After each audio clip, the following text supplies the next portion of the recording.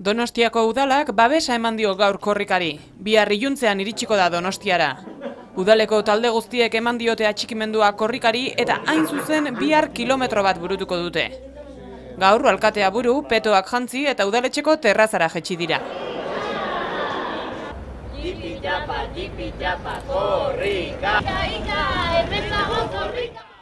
Tipitapa korrika egin dute eta irudiak ikusita entrenamendu horren beharra bazegoela argi geratu da. Ilusioak ingabiltza, nik uste korrikaen aldeko apustu egiten du da udaletxe honek. Euskara behar du, hau eta gehiago, eta euskara bizitzeko eskubidea defendituko dugu guztitan, eta nik uste korrika bezalako ekintzak beharrezkoa diala eta gaina sortzen duen girua eta apartakoa dela. Eta horrongo gea.